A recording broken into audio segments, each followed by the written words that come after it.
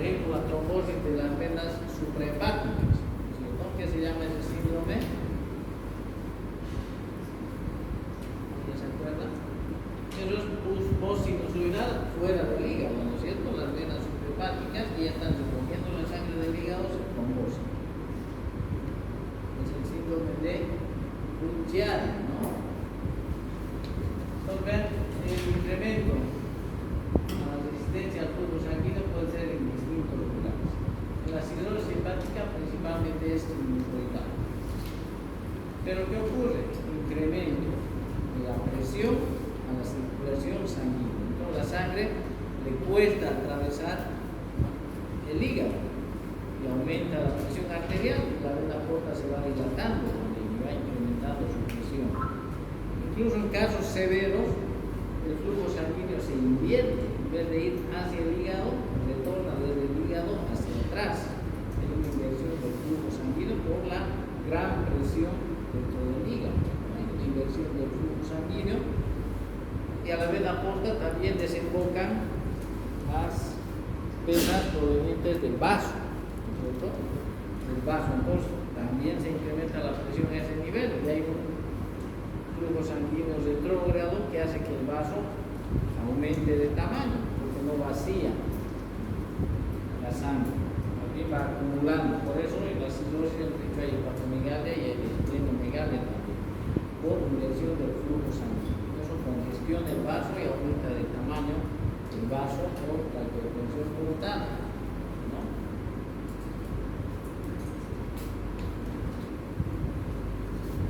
Bueno, eso es lo mismo, ¿no? Entonces, a nivel hepático está la cirrosis principalmente, no es lo que nos interesa.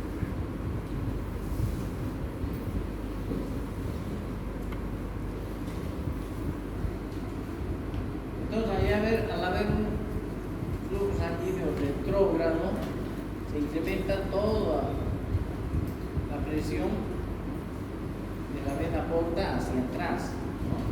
Y se van dilatando muchas venas. Como la sangre no puede pasar a través del hígado, tiene que pasar por algún lado, ¿no es cierto?, a la circulación sistémica. Entonces va desarrollando una circulación colateral para evitar el hígado y para circular, ¿no es cierto?, por la circulación colateral para llegar a la circulación sistémica. Entonces es así que van a desarrollar las varices, ¿no es cierto?, varices a nivel, las varices esofágicas principalmente. Entonces se van a formar las varices esofágicas y estas varices se pueden romper en algún momento y ocasionar una hemorragia digestiva alta, ¿no?, por ruptura de las varices gastroesofágicas. Hemos dicho que se produce una esplenomegalia por el flujo sanguíneo retrógrado y el vaso va aumentando de tamaño, conteniendo gran cantidad de sangre, secuestrando prácticamente gran cantidad de sangre dentro del vaso. Eso se conoce como hiperesplenismo, secuestro de sangre en el vaso que está aumentado de tamaño. Y eso puede ser causa de anemia, puede ser causa de leucopenia, puede ser causa de trombocitopenia. No es que no esté produciendo la médula ósea, sino que todo se está quedando en el vaso. ¿Verdad? Y también otra complicación de la hipertensión portal es la ascitis. ¿Qué ocurre en la ascitis? Como hay aumento de la presión dentro de la vena porta, hay una mayor presión hidrostática, ¿no es cierto? Por lo que hay fuga de líquido del espacio intravascular al extravascular, a la cavidad peritoneal, por ese aumento de la presión. Y se va a formar la ascitis. Pero no solo eso, el hígado tampoco está sintetizando la cantidad normal de proteínas, o sea, hay hipoalbuminemia. Si hay hipoalbuminemia, hay una disminución de la presión oncótica dentro de la circulación sanguínea. Por lo tanto, también hay fuga del líquido intravascular al espacio extravascular. Entonces, por dos mecanismos se va a formar la ascitis, ¿no? Por aumento de la presión hidrostática y por disminución de la presión oncótica.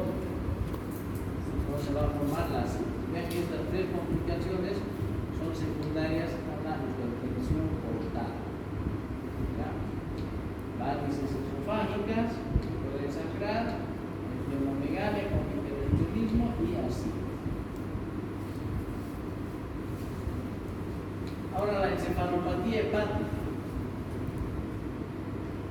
¿Qué sucede?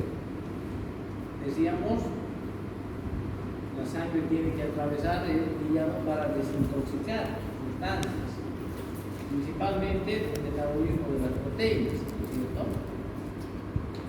Como no ocurre eso, la sangre pasa por colaterales, no se desintoxica y llega a la circulación sistémica por las colaterales.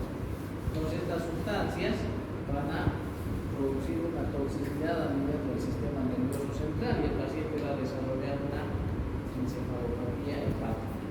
Entonces también como consecuencia de la hipertensión portal.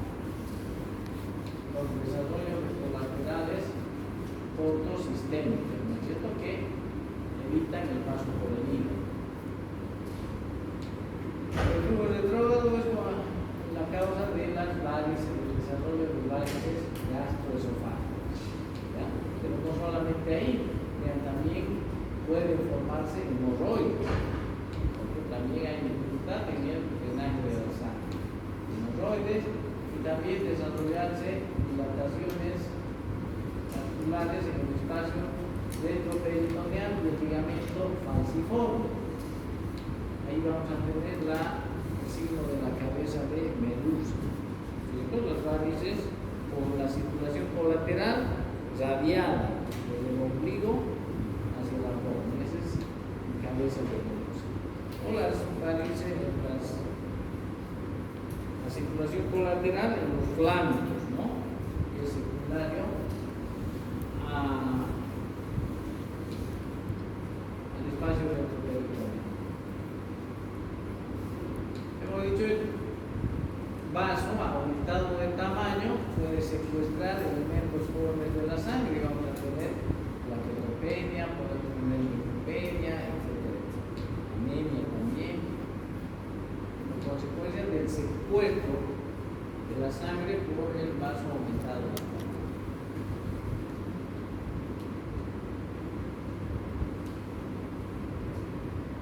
Las varices esofágicas, ¿no?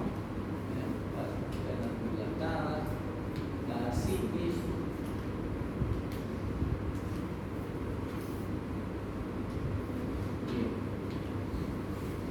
tienen que pasar la semiología porque hay diferentes maniobras para detectar la ascitis en el examen físico. Entonces, cuando estemos viendo un paciente patópata con ascitis, tiene que realizar esas maniobras, pero ya tiene que ir sabiendo, no como ahora que van y no sabemos qué vamos a hacer porque no leemos semiología, ¿no? Pero tienen que ir estudiando esas maniobras para detectar ascitis.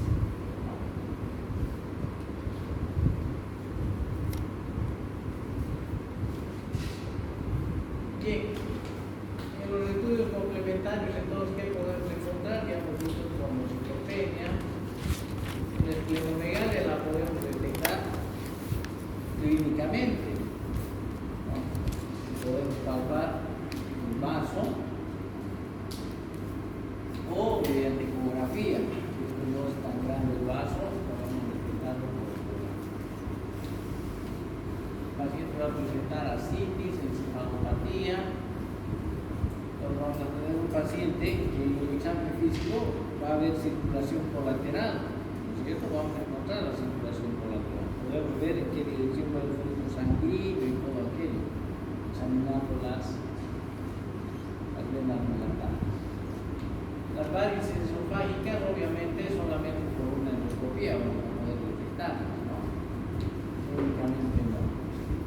Entonces, estas de manera espontánea se pueden romper, ¿no? Y producir una hemorragia digestiva masiva, porque son venas, ¿no es cierto?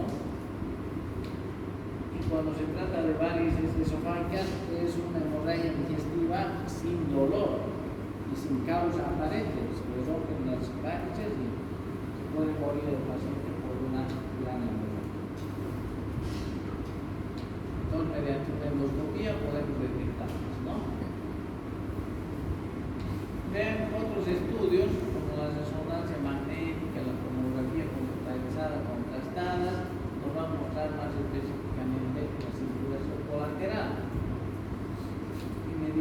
cateterismo percutáneo, cateterismo percutáneo transhepático, se puede llegar a la circulación y determinar la presión, ¿no?, a ese nivel. Y hay otros estudios que se pueden hacer, vean la ecografía, todo aquello para ver con mayor precisión la circulación coronal. Eso principalmente en pacientes que van a recibir algún tratamiento quirúrgico, ¿no? Ya vamos a ver, vamos a ir viendo el tratamiento.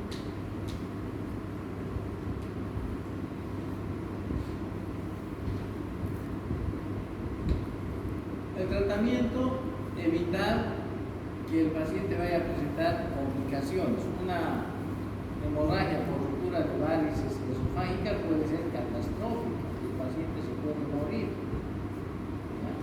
O se lo puede compensar, se lo puede tratar, pero siempre hay un segundo sangrado y la mortalidad del segundo sangrado también resulta más alta. Entonces, un buen porcentaje de pacientes se van a morir con hemorragia digestiva. Entonces tenemos que evitar llegar a eso, o a que desarrolle ascitis, o a que desarrolle encefalopatía hepática, que todas son complicaciones graves. Entonces, orientado a las complicaciones o evitar las complicaciones, ¿no?, de la hipertensión portal. Entonces, ¿cómo se logra aquello? Reduciendo la presión en el sistema portal. Ese es el tratamiento, bajar la presión del sistema portal. ¿Cómo se logra aquello? Es un tratamiento complicado, no siempre se obtiene aquello, ¿no? Tiene que ser muy disciplinado el paciente y todo aquello. Entonces puede haber desde métodos quirúrgicos hasta tratamiento medicamentoso. Entonces va a depender del paciente. Normalmente lo que se hace es iniciar el tratamiento medicamentoso, ¿no? Vean el bloqueo magnético beta, propanolol o nadolol son beta-bloqueantes. ¿Qué hacen? Bajan la presión del sistema portal.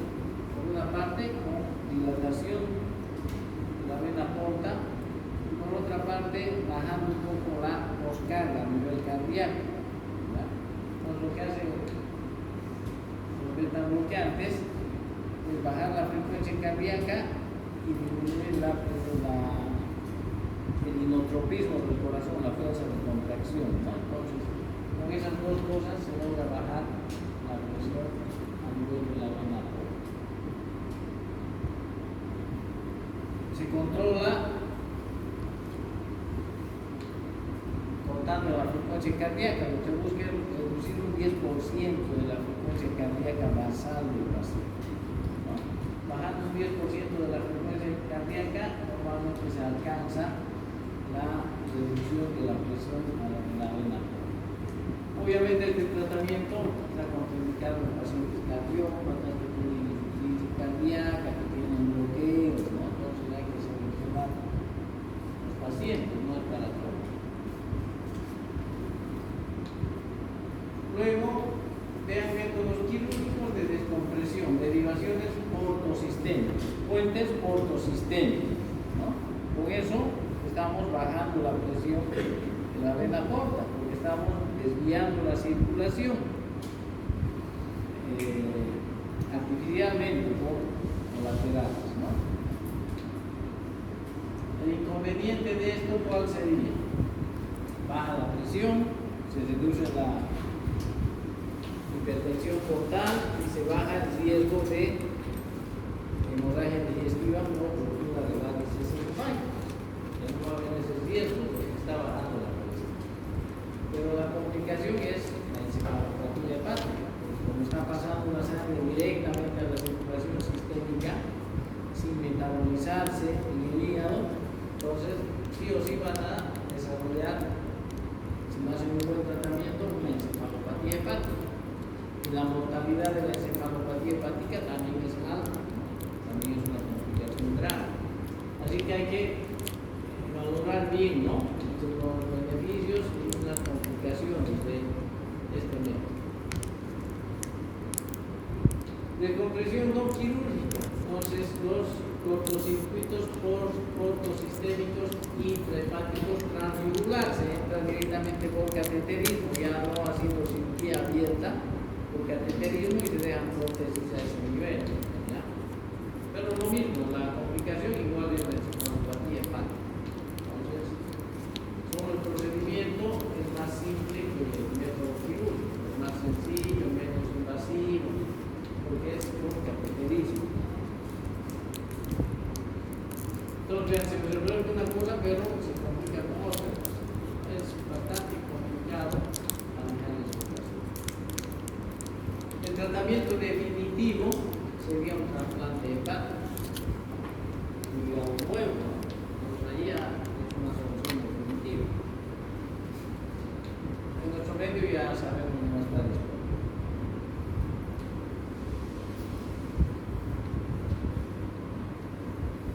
Tenemos la hemorragia por varices, la ruptura de varices gastroesofágicas. Vean, pacientes con hipertensión portal, con más de 12 milímetros de mercurio y varices esofágicas de gran tamaño. Eso tiene tendencia a la ruptura de las varices y una hemorragia digestiva alta grave.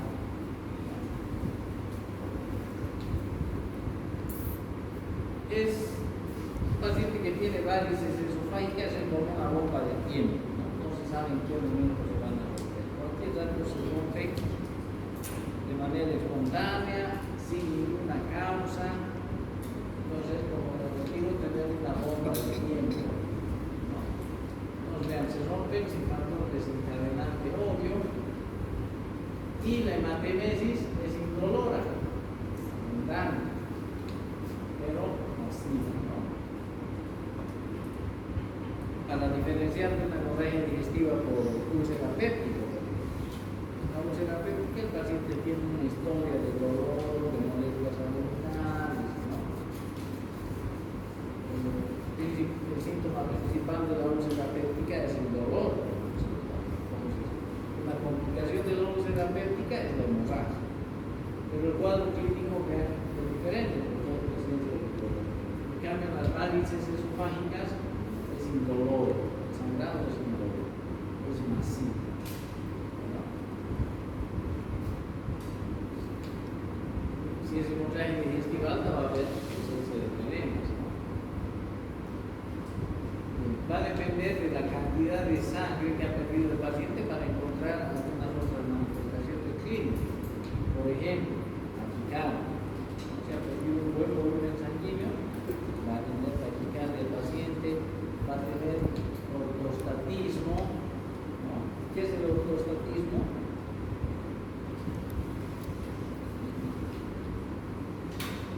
¿A qué se refiere ortostatismo?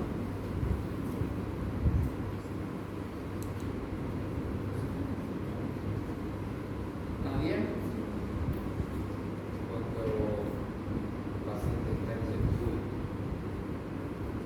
De cúbito, ¿qué sucede? Por el de cúbito, baja la presión y Cuando cambia de posición, cuando está en el cúbito dorsal y se sienta o se para, se le baja la presión, se le cae la presión. A veces es la primera manifestación de una hemorragia, ¿no? De hecho, que hipovolémico. O cuando está en decúbito, se le cuenta, a esto se refiere taquicardia ortostática. Está con una echada, está con 80 de frecuencia cardíaca. Se lo sienta y sube a 110 su frecuencia cardíaca. ¿No? Entonces, cuando sospechamos de un choque hipovolémico, una hemorragia, siempre tenemos que tomar la presión en hinchado y en parado, ¿no es cierto? Inicialmente el paciente no va a tener hipotensión, inicialmente va a tener ortostatismo. Cuando se lo para, tomamos la presión y se cae. Entonces, es de los signos iniciales de la hipovolemia. Entonces, tenemos que tomar la presión así en un paciente. O cortar la frecuencia cardíaca en el dos, en echado y en parado. Igual va a aumentar. ¿Ya? O el paciente está choqueado.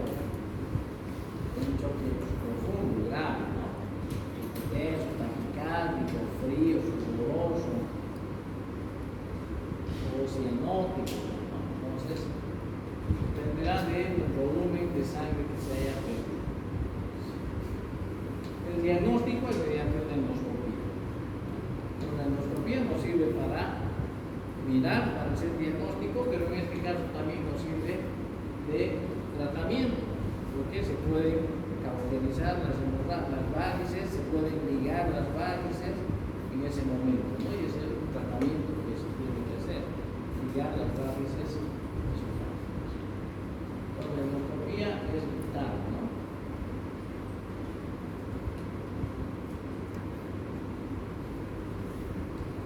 Bueno, obviamente tenemos que realizar todas las medidas de resucitación con líquidos, ¿no es cierto? Tratar al paciente como un choque hipovolémico. Entonces, dormiapenosas, cristaloides, a las dosis indicadas, ¿no es cierto? Determinaremos el grado de choque y de acuerdo a eso implementaremos nuestro tratamiento, ¿no? Bien, entonces, resucitación con volumen, ¿no? Hay que estabilizar al paciente con soluciones cristaloides. También habrá que analizar factores de coagulación. Paciente hepatópata, no sintetiza proteínas, no sintetiza factores de coagulación. Entonces su coagulación debe ser prolongada, no coagulan adecuadamente. Las plaquetas pueden estar secuestradas en el vaso. Es complicado, ¿no es cierto? Hay que dar factores de coagulación, plasma fresco congelado, habitualmente lo más rápido posible, ¿no es cierto? También transferir plaquetas y activadas, no va a depender del caso. Estos pacientes obviamente tienen que estar en una terapia intensiva, ¿no? Porque hay que monitorizar la frecuencia cardíaca, la presión venosa central, la diuresis es importante, ¿no es cierto? El mejor método para controlar si nuestra administración de líquidos es adecuada es medir la diuresis, ¿no es cierto? Si falta líquido, el paciente no va a orinar. Si estamos con un volumen adecuado de líquidos, el paciente va a orinar, ¿no? 30 y 50 ml por hora lo que debería orinar. Si nuestra hidratación es adecuada.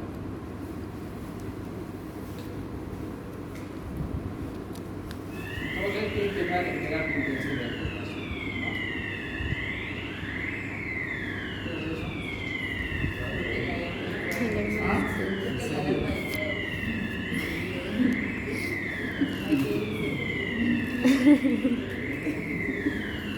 Bueno, asitis.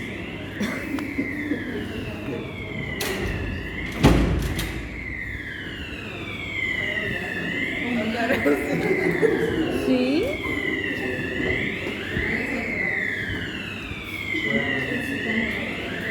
Está parpadeando el foco, creo. Ya, doctor, entre.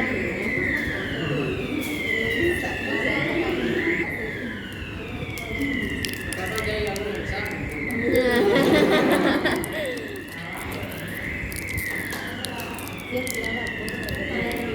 Asitis.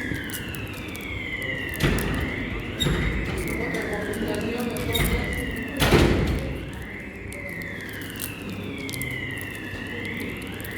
La asitis. ¿Qué es la asitis? Normalmente hay una cantidad de líquido en la cavidad peritoneal, ¿no es cierto? Pero es mínimo. El exceso de líquido en la cavidad peritoneal es lo que se denomina asitis. El exceso de líquido libre dentro de la cavidad peritoneal. ¿Qué es importante? Clasificar la asitis en trasudado o exudado. ¿Qué es trasudado y qué es exudado?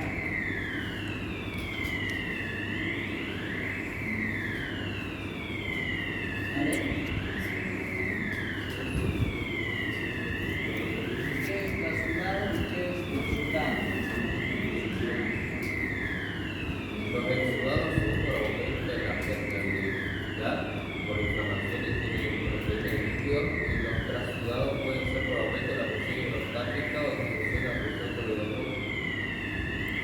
Ya.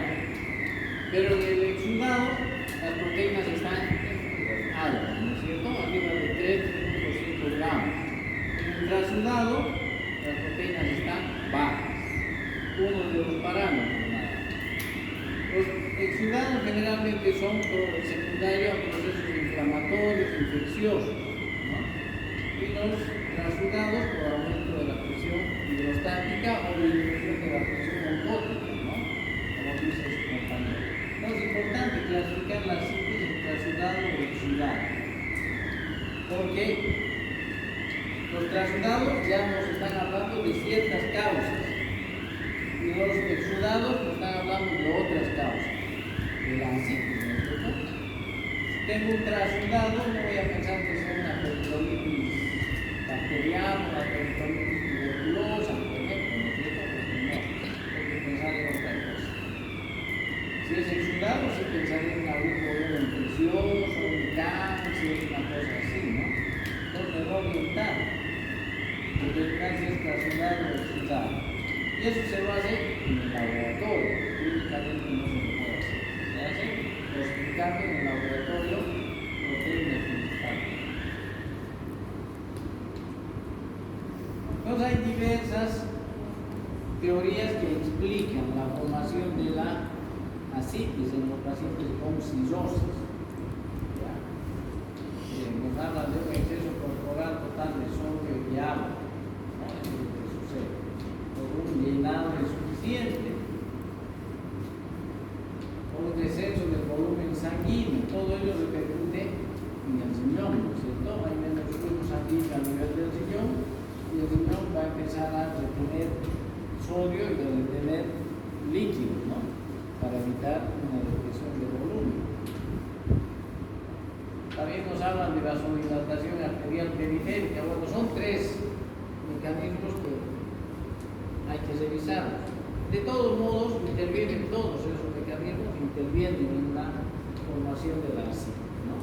En gran o menor medida algunos de ellos, pero todos intervienen.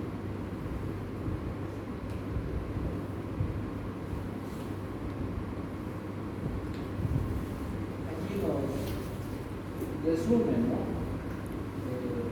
La fisiopatología de la ascitis. Hay que revisarla con calma. Convergen diversas situaciones para que se produzca la ascitis. La cirrosis, por ejemplo. Hay hipoalbuminemia porque el hígado no sintetiza proteínas, hay hipoalbuminemia. Porque disminuye la presión linfótica a nivel plasmático. Y hay fuga de líquido del espacio intravascular al extravascular. Y se forma la ascitis.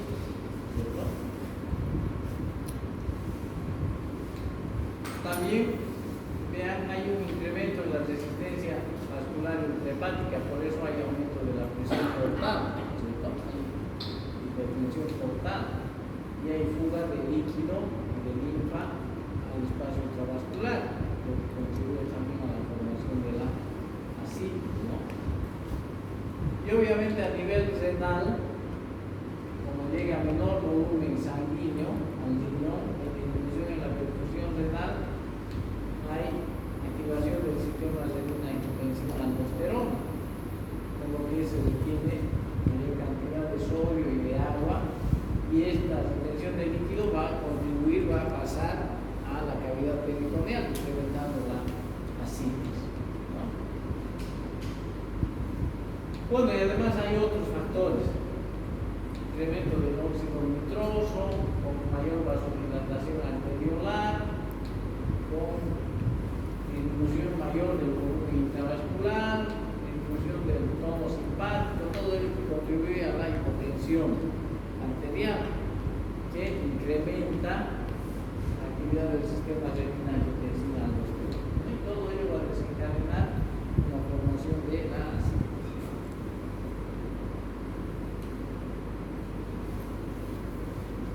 ¿Qué síntomas se presentan en la ascitis? Pues principalmente aumento del perímetro abdominal, aumento del volumen abdominal. Entonces esa es la principal manifestación, en menor o en mayor medida.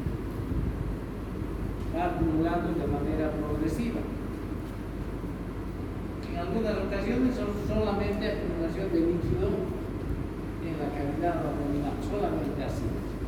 Pero la mayor parte de las veces se acompaña de edema periférico. El paciente también tiene principalmente edema en las extremidades inferiores. Es un edema progresivo, ascendente, es blando, es un edema bien blando, deja oler y es blando porque hay disminución de la presión osmótica, ¿no es cierto? Entonces es un edema frío, blando, periférico. Cuando la ascitis es importante, a veces hay 15 litros, 20 litros de líquido dentro de la cavidad abdominal, ¿no? Entonces, produce dificultad respiratoria porque empuja los diafragmas hacia arriba y evita que se contraigan los diafragmas. Entonces, el paciente no puede respirar por dificultad del movimiento de los diafragmas. Entonces, pueden hacer una insuficiencia respiratoria a los pacientes y hasta se pueden morir por insuficiencia respiratoria.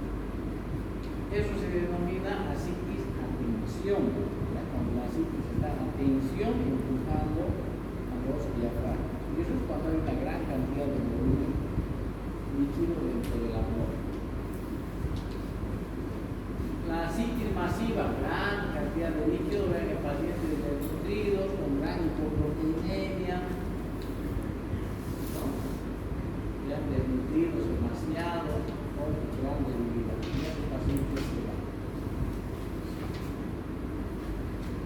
Durante el examen físico, podemos detectar una ascitis cuando es mayor a 500 ml de líquido.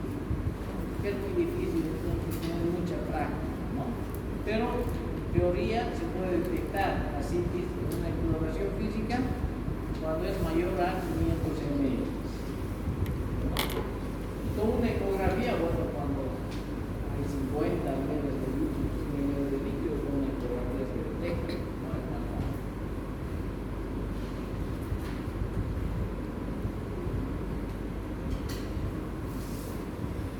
Entonces, para el diagnóstico de la ascitis, exploración física, aquí tienen que repasar todas las maniobras que existen para detectar ascitis, ahí en la cama del paciente. Y obviamente, estudios complementarios como ecografía, tomografía, van a detectar cantidades mínimas de líquido, ¿no? En todo paciente que por primera vez se detecta la ascitis, hay que hacer una paracentesis.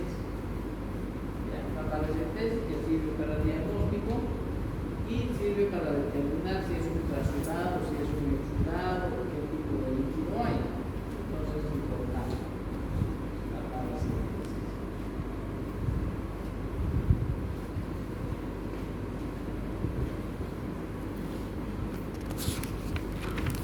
Una vez diagnosticada la ascitis, estamos hablando de una ascitis secundaria a hipertensión portal, ¿cierto? Entonces hay medidas higiénico-dietéticas y hay medidas medicamentosas y también medidas más intervencionistas, ¿no? Hay que evitar factores desencadenantes de la ascitis. El paciente tiene que tener un régimen hiposódico, sin sal, porque la sal, para tener líquido, va a aumentar la ascitis, ¿no?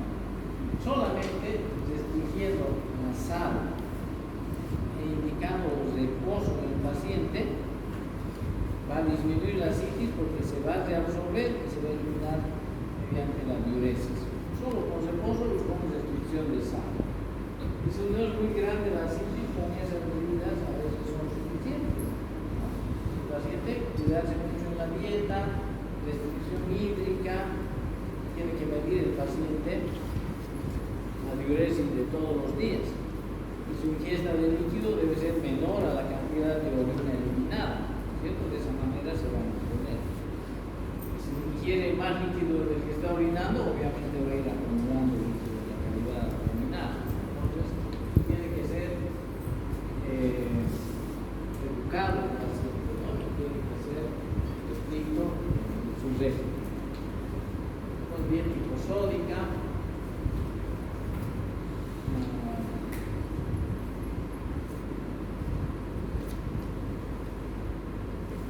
tratamiento más de las veces no es suficiente, ¿no? Entonces es necesario introducir diuréticos. Entonces es necesario introducir diuréticos. Tenemos diferentes tipos de diuréticos, ¿no? Los ahorradores de potasio son los más indicados. Aquí la hidroclorothiazida es el diurético más indicado. Por 50 miligramos, 100 miligramos por día se empieza. El objetivo del tratamiento diurético, vean, es que el paciente, ¿cómo controlamos si está siendo efectivo? El paciente tiene que pesarse todos los días, ¿no? Y si va disminuyendo de peso, quiere decir que está eliminando líquido. Si no disminuye de peso, quiere decir que no está eliminando líquido, ¿no? Entonces, el objetivo, vean, es la pérdida de 1 kilogramo de peso por día. Cuando el paciente tiene ascitis y tiene edema periférico. Entonces, si pierde 1 kilogramo de peso por día, nuestro tratamiento está bien. Está eliminando alrededor de 1 litro de líquido por día. Si el paciente solo tiene ascitis y no tiene edemas, el objetivo del tratamiento es de 500 miligramos de pérdida de peso por día. ¿Por qué no más? Más de 1 kilogramo, porque el paciente pierde más de 1 kilogramo, no está perdiendo líquido así, lo están completando del volumen intravascular, porque la capacidad de la cavidad peritoneal para absorber la ascitis no es mayor a 1 kilogramo por día. Entonces, si pierde 2 kilogramos, uno solo es de líquido, lo otro es de volumen intravascular, lo están descargando al paciente. Entonces, por eso hay que pesarlo todos los días, para no exceder, ¿no es cierto? Porque lo vamos a perjudicar en vez de ayudar.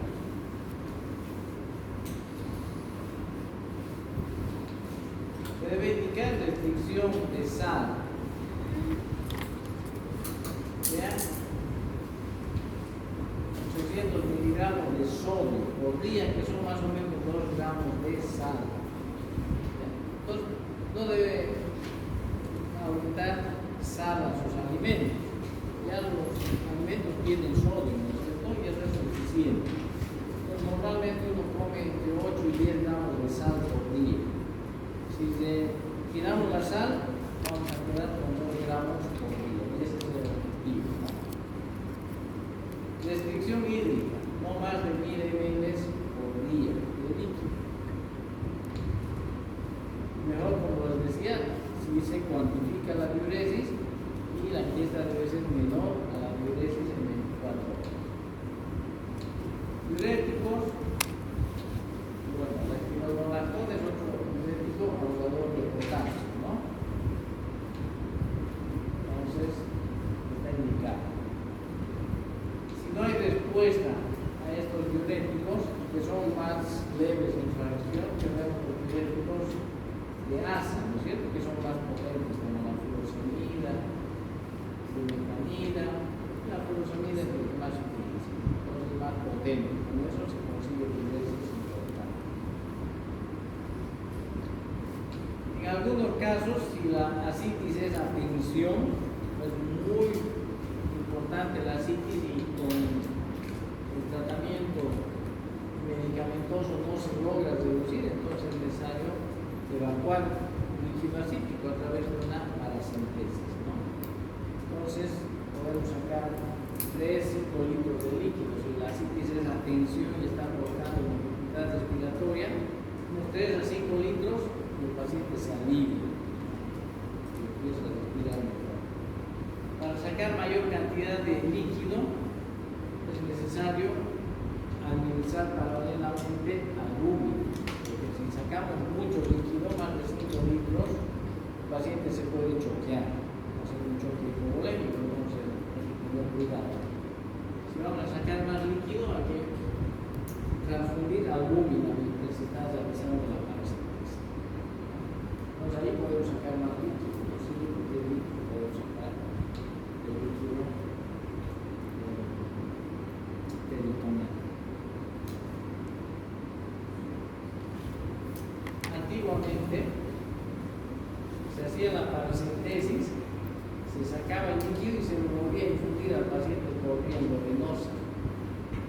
Yo cuando estaba haciendo internado vi todavía que se hicimos, todavía colocaba el líquido y se lo volvía a infundir al paciente. No se hace ya más eso. Porque está sudado, no tiene proteínas. ¿No? Entonces, era lo mismo, se volvía otra vez a cavidad peritoneal, ¿no? Había que tener cuidado en la asepsia y antisepsia, ¿no? Para no infectar al paciente, pero se hacía eso. Ahora ya no se hace eso.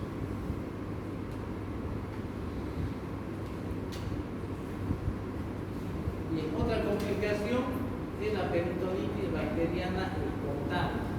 Ese líquido asítico se infecta de manera espontánea. Los gérmenes llegan por vía circulatoria o por obesidad del intestino y se infectan. El paciente refiere dolor abdominal, fiebre y reacción peritoneal, ¿no?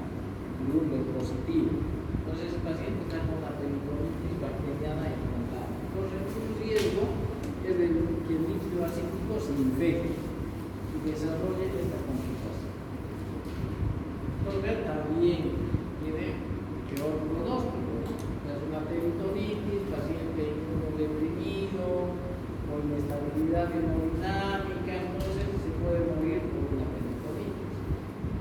Y esta peritonitis es de tratamiento médico, es un antibiótico, es un tratamiento antibiótico.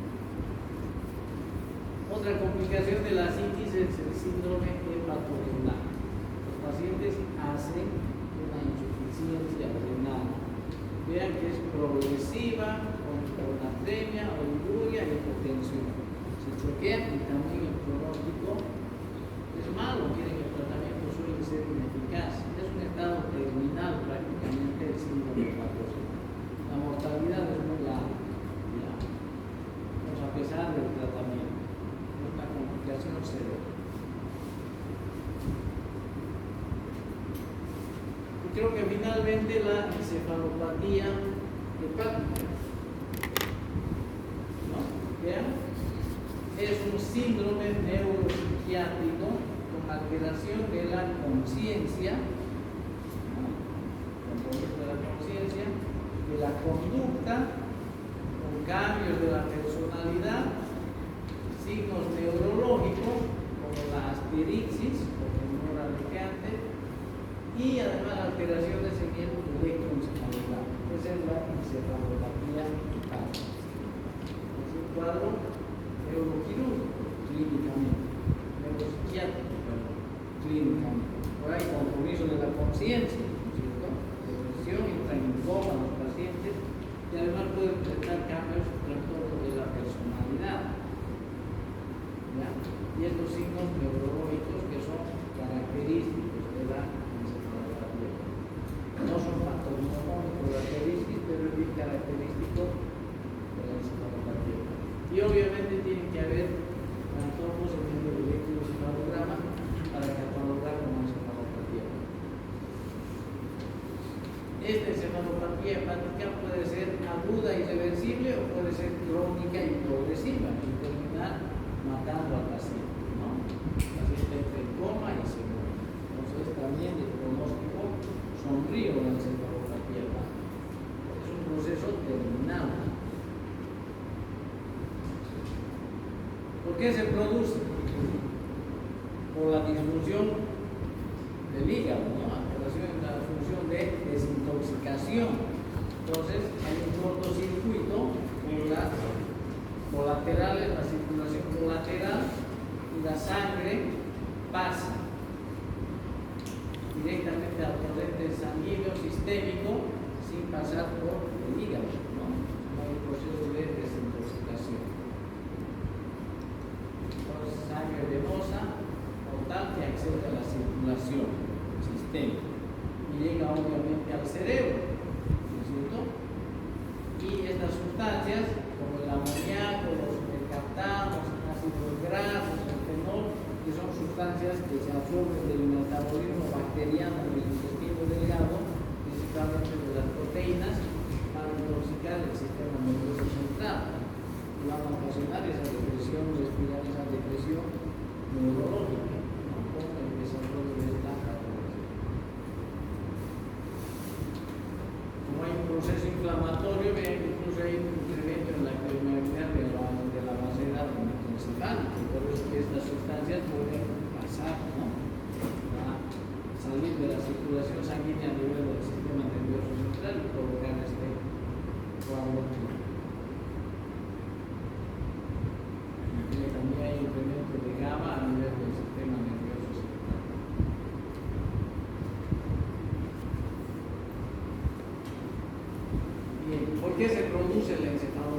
hepática. Hay unos factores desencadenantes claramente establecidos.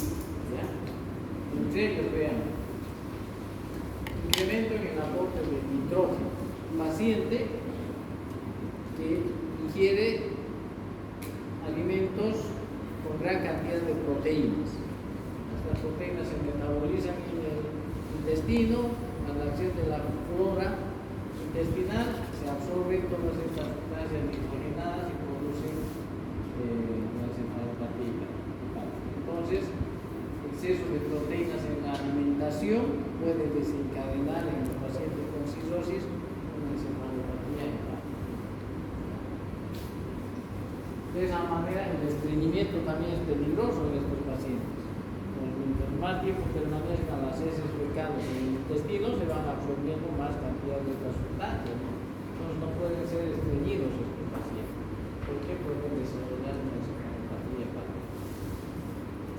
Desequilibrio electrolítico y metabólico. Vean ustedes, la hipopotasemia está en primer lugar. ¿Ya? Paciente con hipopotasemia desarrolla encefalopatía. Por eso los diuréticos que se utilizan en la citis son ahorradores de potasio. La furosemida no es ahorrador de potasio, es receptor de potasio. Entonces hay que tener mucho cuidado en el uso de los diuréticos en los pacientes con ascitis. Podemos hacer eliminar mucho líquido, le quitar mucho el potasio y el paciente hacer una encefalopatía hepática. Entonces hay que tener cuidado. Trastornos como la alcalosis, la hipoxia, la hiponatremia, hipovolemia también son desencadenantes de encefalopatía hepática. Y otro apartado importante son los fármacos. Hay algunos fármacos que están contraindicados en los pacientes hepatópatas. En los pacientes con cirrosis, peor. Vean, todo lo que son opiáceos, tranquilizantes, sedantes están contraindicados. Porque los deprimen neurológicamente y van a hacer una encefalopatía hepática. Y además que no se metabolizan, ¿no es cierto?, estos medicamentos en el hígado y van circulando, o recirculando y tienen peor acción. Aquí están los diuréticos, como decíamos, ¿no es cierto?, pueden ocasionar una hipopotasemia y desencadenar una encefalopatía. Y entre otras causas, vean, infecciones, la cirugía, otra hepatopatía sobreañadido, un paciente con cirrosis que hace una hepatitis viral, por ejemplo. Seguro que no se va a salvar, ¿no? Seguro que se va a salvar. Bien. Las derivaciones portosistémicas. Como tratamiento de la hipertensión portal se hace una derivación portosistémica, pero la consecuencia es una encefalopatía hepática. Para el diagnóstico tenemos el antecedente, ¿no es cierto?, de una enfermedad de hepatocelular habitualmente crónica, pero en algunos casos podría ser una aguda, una hepatitis viral fulminante, por ejemplo. Progresivas graves pueden ocasionar una insuficiencia hepática y el paciente entrar en una encefalopatía hepática, un paciente que estaba bien y que está cursando una hepatitis fulminante. Pero habitualmente son pacientes que ya tienen una insuficiencia hepática crónica, ¿no?, que tienen cirrosis, que tienen hipertensión portal. Entonces, ya hay el antecedente. Para el diagnóstico nos ayuda mucho eso. Clínicamente, el paciente inicialmente tiene una alteración en su estado, en su personalidad, ¿no es cierto? El estado mental está confuso, está desorientado, tiene trastornos en la memoria. Entonces, cosas leves así pueden iniciar el cuadro clínico. Y finalmente, ir deteriorándose en muy poco tiempo, entrar en estupor y finalmente en coma. Entonces, puede olvidar estas alteraciones. Hay algunos signos neurológicos que presentan estos pacientes. Lo más característico es la asterixis. ¿Qué es la asterixis? ¿Sabes?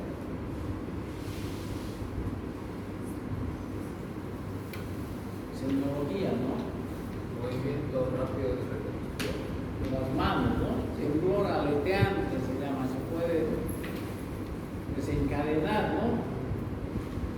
Con hiperextensión de las manos y provocar la asterisco, ¿no? En las etapas iniciales, cuando uno sospecha, puede hacer eso y puede haber otros signos como timidez, hipertrofia, Babinski o el paciente tiene confusión. Y obviamente una electroencefalografía nos va a confirmar el diagnóstico, ¿no es cierto? Ya, lo característico de la fracción de ondas rectas, básicas, simétricas y de alto voltaje, es lo característico. O sea,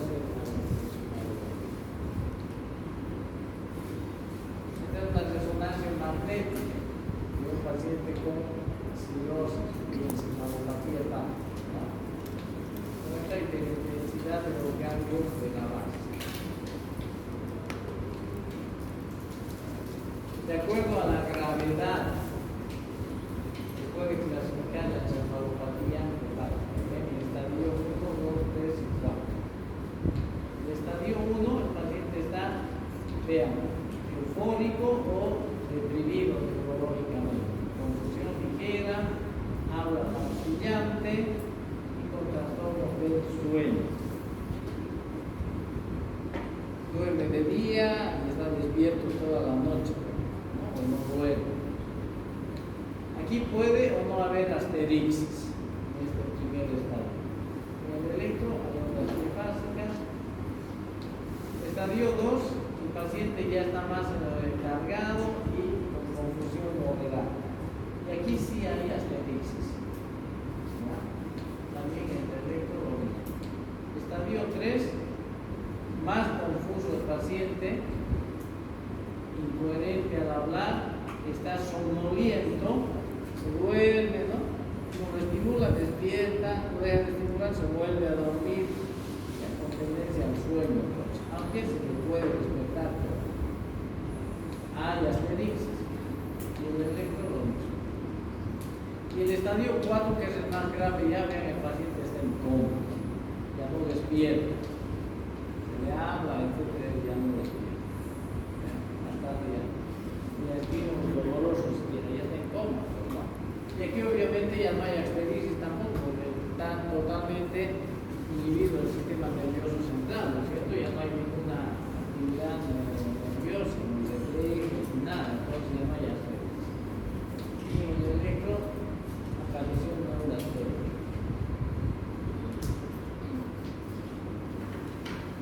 Para el tratamiento, eliminar o tratar factores desencadenantes. Todo eso que hemos visto tenemos que detectar si hay alguna de esas causas para tratarlas o para eliminarlas. Si hay hipoglucemia, pues acudimos a la hipoglucemia.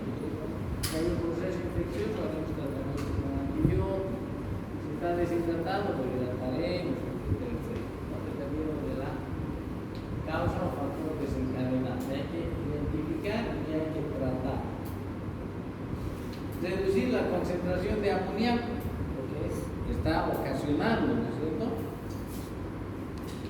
Entonces, ¿cómo? Disminuir la absorción de proteínas. Entonces, da al paciente laxantes, para combatir el estreñimiento, se da laxantes, se da lactulosa. La lactulosa que va a producir diarrea, va a eliminar, ¿no es cierto?, el contenido intestinal y va a acidificar las heces también, haciendo que las bacterias no se desliquen. Entonces, la lactulosa va a 30 a 60 mililitros por hora hasta que aparezca diarrea. Una vez que aparezca diarrea, disminuimos la dosis, 15 a 30 ml 3 veces al día para que el paciente tenga 1 o 2 deposiciones por día blandas. También para combatir a las bacterias intestinales que están metabolizando las proteínas, antibióticos no absorbibles como la medicina, que tiene acción local. La hemorragia digestiva alta obviamente es un factor desencadenante. Si paciente que ha tenido varices esofágicas que han sangrado, hay sangre en el tubo digestivo, son proteínas, ¿no es cierto? La sangre es proteína. Entonces, una hemorragia digestiva alta puede ser un factor desencadenante de encefalopatía hepática. Hay que hacer un tratamiento de la hemorragia digestiva, eliminar la sangre del intestino, con laxantes como la lactulosa. Se puede hacer también enemas de lactulosa. Entonces, se da al paciente enemas de lactulosa para limpiar más rápidamente el intestino. Y un antídoto de las benzodiazepinas es el flumazenil, ¿no es cierto? Sirve para el tratamiento de la encefalopatía hepática.